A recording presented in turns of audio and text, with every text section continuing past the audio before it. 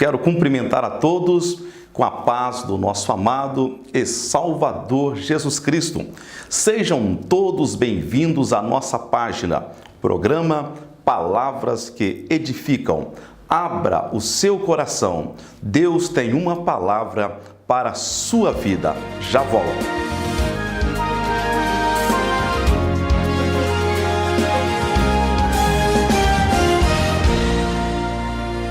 A palavra de Deus em 1 Reis, capítulo de número 17, versículo de número 6 e 7, diz assim: E os corvos lhe traziam pão e carne pela manhã, como também pão e carne à noite, e bebia do ribeiro. E sucedeu que, passados dias, o ribeiro se secou, porque não tinha havido chuva na terra. Queridos, a palavra que quero compartilhar neste momento para a tua vida, e creio que o Senhor, Ele mais uma vez, Ele vai falar ao seu coração através do poder do Espírito Santo, através do poder da palavra. A palavra de Deus, a inerrante e infalível palavra do nosso grande Deus. Capítulo 17, a partir do versículo de número 1, está falando a respeito de uma belíssima história, algo que aconteceu no ministério do profeta Elias, onde Elias ele pôde ver, experimentar o sobrenatural da parte do nosso grande Deus. O versículo de número 1 diz que então Elias, o tisbita, dos moradores de Gileade, disse a Acabe: Vive o Senhor Deus de Israel, perante cuja face estou, que nestes anos nem orvalho, nem chuva haverá, senão segundo a minha palavra. Aqui nesta introdução desta mensagem, desta reflexão, o versículo de número 1 do capítulo 17 nos chama muito a atenção. Por quê? Número 1, porque Deus ele chama o profeta Elias em um momento de crise, onde o povo estava distanciando e muitos já estavam distanciados do nosso grande Deus. Nesse tempo de crise, em um tempo de idolatria, em um tempo de ruína, em um tempo de dificuldade, Deus ele levanta um homem por nome Elias para profetizar, para trazer o povo de volta para Deus. Em uma época onde muitos acreditavam que Baal era o controlador da chuva. Exatamente, a Bíblia vai dizer a respeito de Acabe. O histórico de Acabe não é bom. O histórico de Acabe é um histórico ruim, pois a Bíblia diz que ele fez o que era mal aos olhos de Deus. E como se não bastasse, ele tinha uma esposa por nome Jezabel, pela qual também induzia situações complicadas no meio do povo. O povo seguia o conselho de Acabe, o povo seguia o conselho de Jezabel. A situação era muito ruim, difícil por demais. Mas em meio a esta crise toda, Deus ele levanta Elias exatamente para disciplinar o povo e chamar a atenção e mostrar o verdadeiro Deus de Israel. Porque o verdadeiro Deus é o Deus de Abraão, o Deus de Isaque e o Deus de Jacó. Então agora Elias, ele vai até Acabe. Quando ele vai até Acabe com uma ordem de Deus.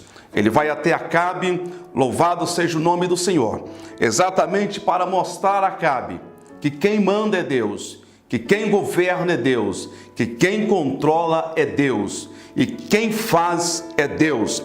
Quando ele chega a Acabe, ele vai dizer algo: Vive o Senhor Deus de Israel, perante cuja face estou, que nestes anos nem orvalho, nem chuva haverá, senão segundo a minha palavra. Então, neste momento, já jogou por terra quem até este instante estava crendo nas palavras de Acabe, que Baal era o controlador da chuva, agora as palavras já foram jogadas por terra. Porque diz a Bíblia que Elias, ele disse: nem orvalho, nem chuva haverá, senão segundo a minha palavra. Com toda a convicção, com toda a coragem, Elias, ele enfrenta Acabe. E a Bíblia vai dizer no versículo 2, depois veio a ele a palavra do Senhor dizendo: vai-te daqui e vira para o oriente, e esconde-te junto ao ribeiro de Querite, que está diante do Jordão. Olha a ordem de Deus para Elias: e há de ser que beberás do ribeiro, e eu tenho ordenado aos corvos que ali te sustentem. Eu acho interessante e chamo a sua atenção para o cuidado de Deus para com o profeta Elias. Eu abro aqui agora um parênteses para te dizer algo da parte de Deus ao seu coração. Saiba de uma coisa: o Deus de Elias é o Deus que está comigo aqui agora. O Deus de Elias é o Deus que está contigo aí agora. E o cuidado de Deus, ele tem sido também grande para com a sua vida. E vou dizer mais: você só está em pé agora, respirando esse ar. Você só está em pé com vida por causa do cuidado de Deus em prol da sua vida. E aqui eu vejo o trabalhar de Deus na vida de um homem.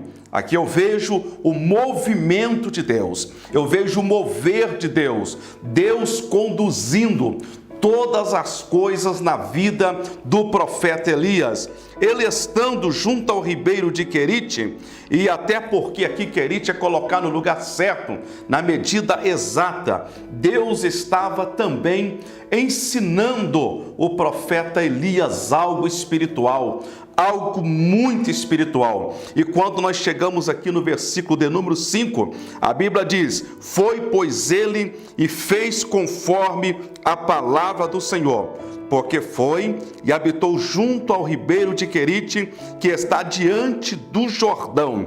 Olha aqui a palavra de Deus, olha que coisa linda, que coisa gloriosa. E os corvos lhe traziam pão e carne pela manhã, como também pão e carne à noite, e bebia do ribeiro.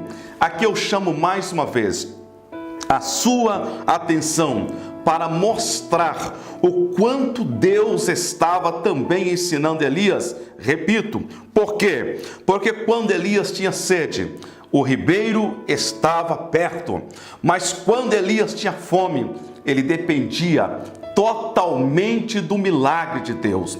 Ele dependia totalmente do sobrenatural de Deus. Então, como Deus já havia dado ordens aos corvos, exatamente para sustentar ali Elias com pão e carne, à noite e de manhã, louvado seja o nome do Senhor para sempre. Isto é um milagre e cumpriu literalmente o cuidado de Deus na vida de Elias. E por outro lado, Elias também estava aprendendo a depender sempre da presença de Deus. Não tinha outra alternativa a não ser depender do sobrenatural, a não ser depender do milagre de Deus. Vejam bem que quando Elias tinha fome, ele olhava para o alto, ele olhava para cima. Glória seja dada ao nome do Senhor para sempre. E naquele momento então, de manhã e à tarde, digamos aqui como a Bíblia falou, à noite, estava chegando os corvos,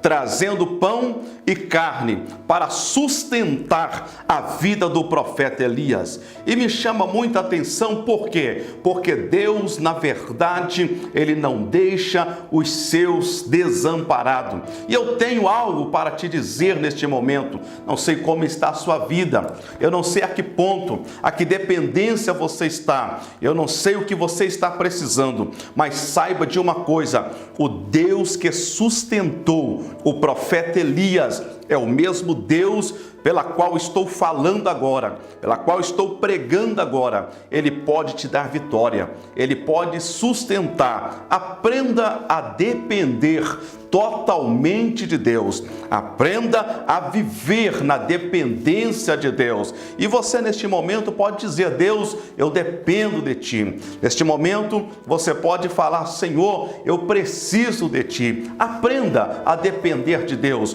porque com certeza Deus, Ele tem algo a te ofertar, Ele tem algo a te oferecer, Ele tem algo a fazer em prol da tua vida. Por isso que eu sempre repito um versículo nos sermões que prego: uns confiam em carros, outros confiam em cavalos, mas nós estamos fazendo menção do nome do nosso amado e Salvador Jesus Cristo. Então que Deus em Cristo Jesus te abençoe, assim como Elias foi abençoado, assim como Elias foi sustentado, Deus também, Ele quer continuar sendo aquele sustentador da tua vida. Fique com esta meditação e que Deus te abençoe em Cristo Jesus.